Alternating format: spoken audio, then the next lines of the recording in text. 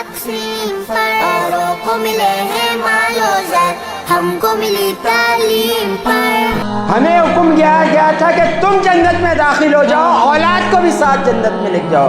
آج ہم خود بھی جہنم والا کام کرتے، اپنی اولاد سے بھی وہی کام کرا۔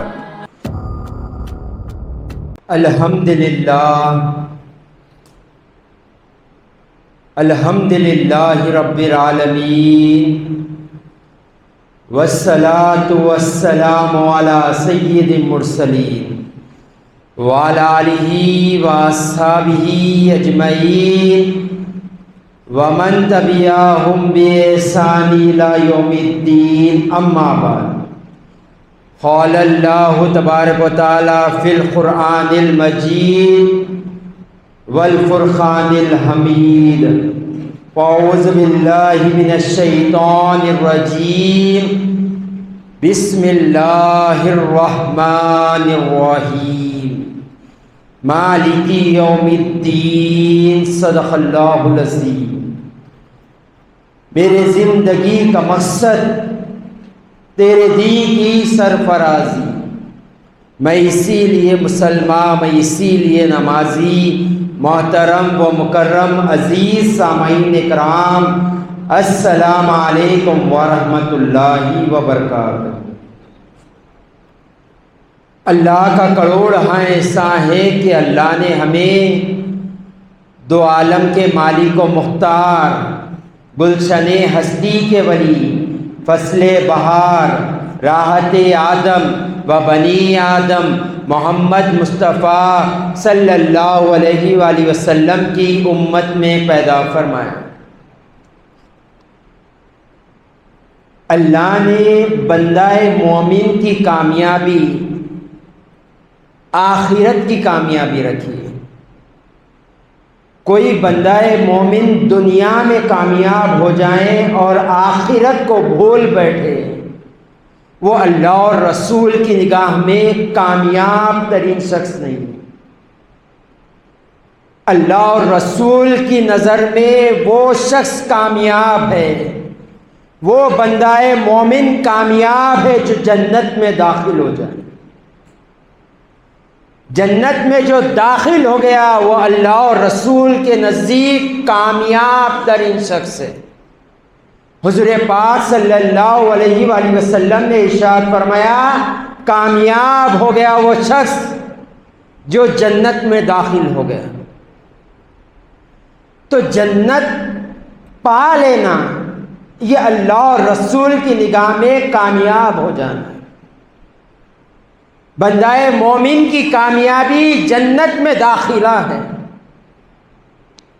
اللہ قرآن میں فرماتا ہے، اے ایمان والو، اپنے آپ کو اور اپنے گھر والوں کو جہنم کی آگ سے بچاؤ۔ جہنم کی آگ سے بچاؤ جس کا ایندھن آدمی اور پتھر ہے۔ اللہ نے اپنی مقدس کتاب قرآن میں جا بجا جنت کا تذکرہ کیا۔ اللہ تعالیٰ جنت کی اللہ تعالیٰ نے نعمتوں کو گنایا۔ قرآن اور حدیث میں اللہ تعالیٰ نے جنت کے بارے میں جو کہا، اگر بندہ مومن سنتا ہے تو دل اس کا خوش ہو جاتا ہے، بندہ مومن کا دل خوش ہو جاتا ہے۔ اللہ نے ایسی نعمتیں جنت میں رکھی۔ اللہ تعالیٰ کہیں محلات کا ذکر کرتا ہے تو فرماتا ہے، ہم ایک اینٹ سونے کی اور ایک اینٹ چاندی کی رکھے، اور جو جنت کی مٹی ہے وہ مشک کی مٹی ہے، اور اللہ نے ایسی حوریں تیار کر رکھی ہے کسی آنکھ نے اسے نہیں دیکھی۔ اللہ نے ایسی نہریں رکھی ہے جنت میں، بندے کا ذہن و گمان کام نہیں کرنا، اللہ نے ایسی نہریں تیار کر رکھی۔ اللہ نے بندے کے خیال میں آتے ہی سامنے پیش ہو جائیں ایسی نعمتیں اللہ تعالیٰ نے رکھی۔ بندہ مومن کے صرف ذہن میں آئے گا، خیال میں آئے گا یہ کھاؤ، اس کے سامنے ڈش تیار ہو جائے۔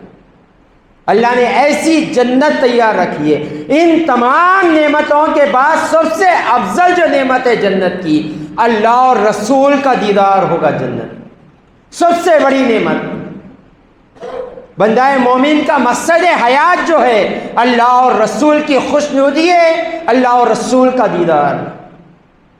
وہیں پر اللہ نے جہنم کا بھی تذکرہ کیا، کہا کہ ہم نے ایک ایسی جہنم تیار کر رکھی ہے جس کو اللہ کے دوری کہا جاتا ہے۔ جنت میں جو اللہ کے بندے قریب ہوتے، جہنم میں اللہ سے دور ہوتے، اسی لیے اسے جہنم کہا گیا۔ اور عذابیں تو ہے اس میں، بندہ مومن کے لیے سب سے بڑا عذاب اللہ سے دور ہو جانا۔ بندہ مومن کے لیے سب سے بڑا جو عذاب ہے اللہ اور رسول سے دور ہو جانا، یہ بندہ مومن کے لیے سب سے بڑا عذاب۔ اس لیے کہا جاتا ہے جہنم اللہ سے دوری کا نام ہے۔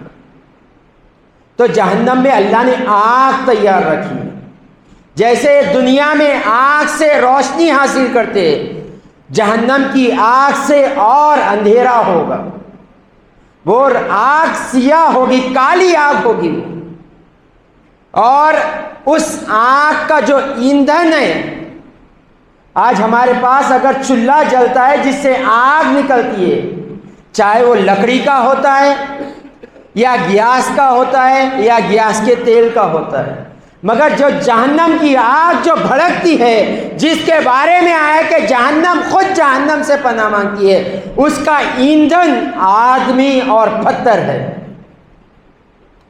سوچے جو آگ سے سیاہی پھیلتی ہے، اس کا ایندھن جو اس کی سلگنے والی چیز ہے وہ آدمی اور پتھر ہے، جس کے بارے میں اللہ فرماتا ہے یا ایھا الذین آمنوا قوا انفسکم واہلیکم نارا، اے ایمان والو اپنے آپ کو اور اپنے گھر والوں کو جہنم کی آگ سے بچاؤ، جہنم کی آگ سے بچاؤ۔ آج ہم اپنے سر پر ایک ٹائٹل لے پھرتے ہیں، کنتم خیر امتی، تم بہترین امت ہو۔ رش کرنا بھی چاہیے کہ ہم نے، اللہ نے وہ مقام دیا ہے، کسی اور امت کو مقام نہیں دیا تھا، کسی اور امت کو یہ ٹائٹل نہیں دیا گیا تھا۔ اللہ نے کہا کنتم خیر امتی، تم بہترین امت ہو۔ ہم صرف آیت کے ایک حصے کو لے لیے، آیت کے ایک حصے کو لے لیے، دوسرے حصے کو چھوڑ دیے۔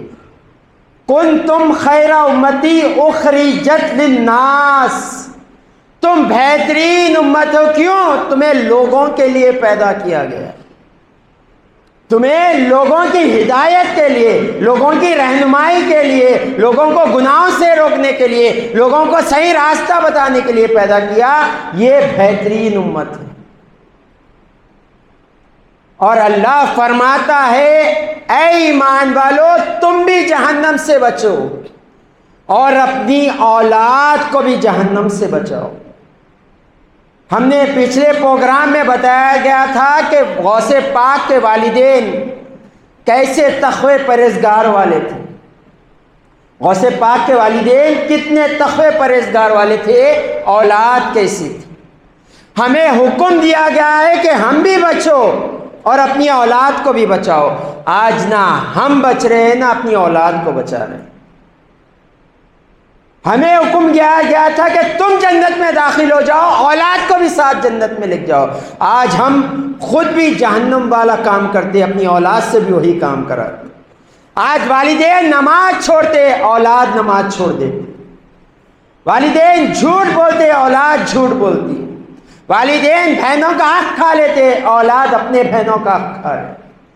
والدین کو ہم جو مقام دینا تھا وہ مقام نہیں دیے اور اولاد ہمیں وہ مقام نہیں دے۔ یہاں پر بڑے بزرگ بیٹھے ہوئے ہیں، وہ بہتر جانتے ہیں کہ آج سے ایک دو پیڑھی پہلے کوئی ایسی اولاد نہیں ہوتی تھی جو باپ سے آنکھیں ملا کر بات کرے۔ والد گھر میں داخل ہوتے، اولاد باہر آ جایا کرتی، نیچے منڈی سے اوپر منڈی نیچے نہیں ہوتی تھی۔ وہ ادب تھا اولاد کا والدین کے لیے۔ آج ہماری اولاد میں وہ نظر آتا ہے؟ آج ہماری اولاد ہماری آنکھوں میں آنکھیں ڈال کے بات کرے۔ آج اولاد وہ فرمائش کرتے ہیں ہم جسے پوری نہیں کر سکتے، وہ ساری زندگی سائیکل پر گزار دی، آپ دیکھیں بڑوں کی زندگی، آج بھی سائیکل پر جاتے، داڑھی وائٹ ہو گئی پوری. وہی اولاد مانگتے تھے جو والدین دلا سکتے تھے. آج اولاد وہ مانگتی ہے جو والدین افورڈ نہیں کر سکتے، انہیں نہیں دلا سکتے. وجہ کیا ہے؟ ہم نے اپنی اولاد کی تربیت کرنا چھوڑ دی. حضور پاک صلی اللہ علیہ وآلہ وسلم نے ارشاد فرمایا والدین کا سب سے پہلا فریضہ اولاد کو دینی تربیت دینا. آج ہم اپنی اولاد کو پیدا کر لیتے ہیں، اولاد کو اچھا کھلاتے ہیں، اچھا پہناتے ہیں، اچھے اسکولوں میں بھیجتے ہیں، اچھے معاشرے میں ہم رکھتے ہیں. ہم وہیں ٹھہر کر سوچے کیا اولاد کو دینی تربیت دے رہے؟ جو ہمارا فوکس بچے کے فیوچر دنیا بنانے میں لگ گیا، وہ فوکس کیا ہمارا بچے کی آخرت کے اوپر لگا ہوا ہے؟ جو جستجو ہماری اچھے سے اچھے اسکول میں پڑھانے کی ہے، کیا وہی جستجو اچھے عالم دین کے پاس دین پڑھانے کی ہمیں جستجو ہے؟ ہم اپنے گریبانوں میں جھانک کر دیکھیں ہمارے اندر کیا یہ جستجو ہے یا نہیں. آج ہم ایسے اسکول میں بچے کا ایڈمیشن کراتے ہیں جس کی فیس کم سے کم 80,000 1 لاکھ ہوتی ہے نرسری، اور اچھا سا اچھا اسکول دلاتے، دلائے دنیا بنائے، انکار نہیں کیا جا رہا. مگر آخرت جو کبھی نہ ختم ہونے والی زندگی، جو آپ کے اعمال پر آپ کی آخرت بننے والی، وہ ہم کیسے بنا رہے؟ ہماری بھی ہم آخرت کیسے بنا رہے؟ اپنی اولاد کی بھی آخرت کیسے بنا رہے؟ ہم غور کریں، جو فوکس ہم بچے کے فیوچر بنانے میں کرے، اس کی آخرت پر وہ فوکس ہے ہمارا. حضور پاک صلی اللہ علیہ وآلہ وسلم نے ارشاد فرمایا والدین کا سب سے انمول تحفہ اولاد کو اچھے اخلاق سکھانا. سب سے بڑا تحفہ، حضور نے یہ نہیں کہا کہ گھر بنا کے دے دیے بڑا تحفہ، حضور نے یہ نہیں کہا کہ دنیا کی اچھی تعلیم دے دو اچھا تحفہ، نہیں، اچھے اخلاق اپنی اولاد کو سکھا دیے. ماں باپ کا سب سے انمول تحفہ ہے اولاد کے لیے. اور آج ہمارے اخلاق کے اوپر کتنی محنت ہو رہی ہے ہم جانتے ہیں. آج لوگوں کے ساتھ تو چھوڑ دے اچھے حسن سلوک سے بات کرنا، اولاد آج ماں باپ کے ساتھ حسن سلوک نہیں کرتی. پھر ہم پریشان ہوتے ہیں کہ مسلمان پر ظلم کیا جا رہا ہے. آپ نے خود اپنی جانوں پر ظلم کیا ہے، لوگوں کا چھوڑ دے. سب سے ذہنی سکون کا ذریعہ، سب سے عقلی سکون کا ذریعہ یہ تمہاری اولاد ہوتی ہے. تم نے اپنی اولاد کو کیسے تربیت دی، یہ غور کرنا ہے. کیا ہماری اولاد کو لوگ دیکھ کر ہمیں دعائیں دیتے ہم نے ایسی اولاد بنائی؟ کیا ہماری اولاد کو دیکھ کر لوگ کہتے ہیں فلاں کا بیٹا ہے؟ امام شافعی رضی اللہ تعالیٰ عنہ، یہ دوسرے امام ہیں، امام شافعی رضی اللہ تعالیٰ عنہ. آپ خود فرماتے ہیں جب میں اپنے ماں کے پیٹ میں تھا میرے والد کا انتقال ہو گیا تھا. ماں کے پیٹ میں تھا، والد کا انتقال ہو گیا. ماں مکے میں لوگوں کے گھروں میں کام کر کر مجھے کھلایا کرتی تھی، مجھے پڑھایا کرتی تھی مکے میں. اور میری ماں کی تمنا تھی کہ یہ ایک بہت بڑا امام بنے. مکے میں گھروں میں کام کر کے امام شافعی رضی اللہ تعالیٰ عنہ کی والدہ آپ کی پرورش کیا کرتے. سوچے وہ ماں کا حوصلہ، سوچے کہ پہلے شوہر نہیں ہے، ایک بیٹا ہے، اور ماں کی تمنا ہے کہ میرا بیٹا مدینے جائیں اور مدینے میں امام مالک رضی اللہ تعالیٰ عنہ کے پاس علم دین سیکھے. وہ آپ جستجو کرتی ہے، کمائی میں کوشش کرتے ہوئے آپ کو امام مالک کے پاس بھیج دیتے. کئی سال امام مالک کے پاس امام شافعی پڑھتے، کئی سال گزر جاتے، پڑھتے ہوئے کئی سال گزر جاتے. جب آپ وقت کے امام بن جاتے، وقت کے امام بن جاتے ہیں، جب آپ واپس ہی مکے کے طرف آنے ہیں تو والدہ کو خط لکھتے ہیں، والدہ میں آنے والا ہوں، میں مدینے سے نکل رہا ہوں، مکہ آ رہا ہوں. تو والدہ اپنے بہن کو لے کر مکے کے ایک اونچے پہاڑ پر بیٹھتے کہ میرا بیٹا آ رہا ہے دیکھ.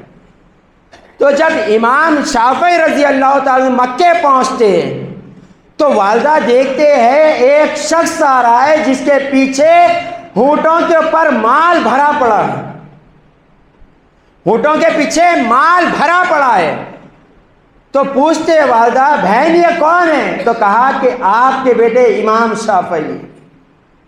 جب آ کے امام شافعی والدہ سے ملتے ہیں تو والدہ اپنا چہرہ پلٹا لیتے ہیں امام شافعی سے، چہرہ پلٹا کر کہتے ہیں بیٹے میں نے تمہیں دین سیکھنے کے لیے بھیجا تھا، دنیا کمانے کے لیے نہیں بھیجا تھا۔ تم نے یہ کیا مال لے کر آیا تھا؟ میں نے تو تمہیں قرآن اور حدیث کو لے کر آنے کے لیے بھیجا تھا، تم اور یہ اتنا مال لے کر آئے، میں نے کیا تمہیں کمانے کے لیے بھیجا تھا؟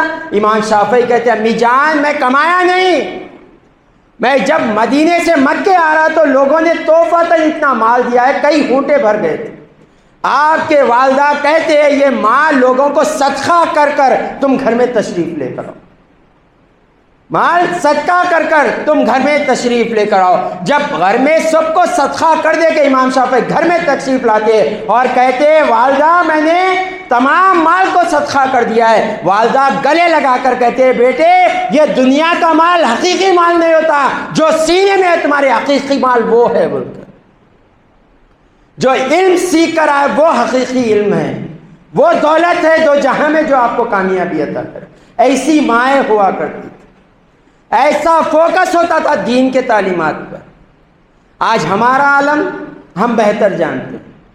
امام احمد بن حنبل رضی اللہ تعالیٰ چوتھے امام ہیں، آپ فرماتے ہیں میرے پہلے استاد میری ماں ہیں جو مجھے قرآن پڑھاتے تھے، اور فرماتے ہیں جب سردیوں کے دن آتے اور سردیوں کی راتیں آتے تو امام احمد بن حنبل فرماتے میری ماں مجھے فجر میں اٹھاتے اور پانی گرم کر کے وضو کرا کر اور مجھے اپنے چادر میں چھپا کر مسجد لے جایا کرتے تھے فجر کی نماز کو، اور جب میں نماز پڑھ کر آئے تک مسجد کے سیڑھی پر میرا ماں انتظار کرتے تھے، اور جب میں پڑھ کر آتا تو والدہ مجھے پھر چادر میں اوڑھ کر گھر کو لایا کرتے تھے اور کہا کرتے تھے کہ حضور کو پسند ہے کہ بندہ نماز مسجد میں پڑھے۔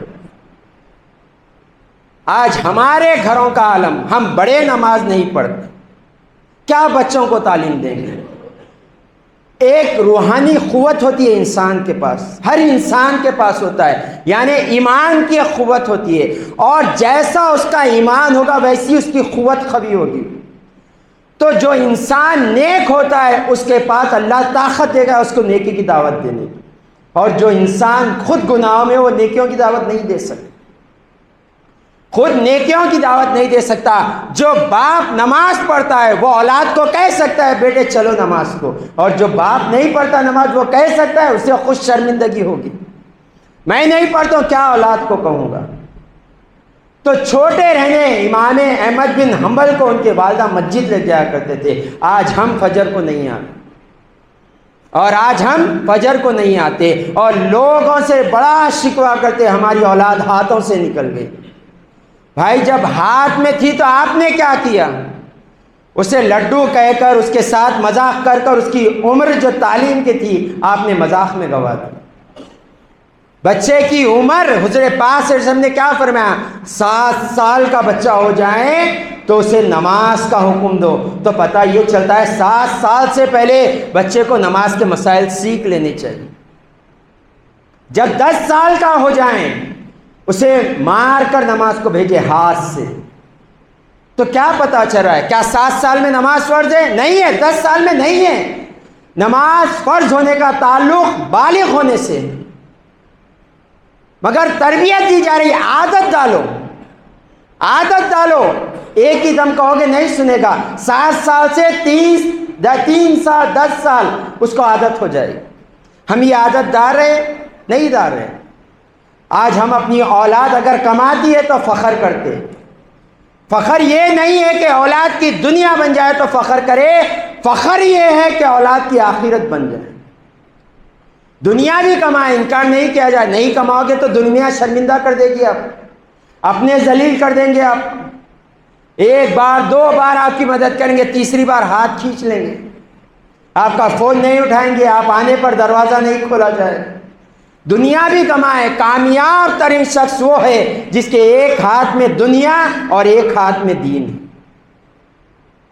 آپ مطمئن ہو کر عبادت کر سکتے ہیں اگر آپ کا کمائی کا ذریعہ اچھا ہو.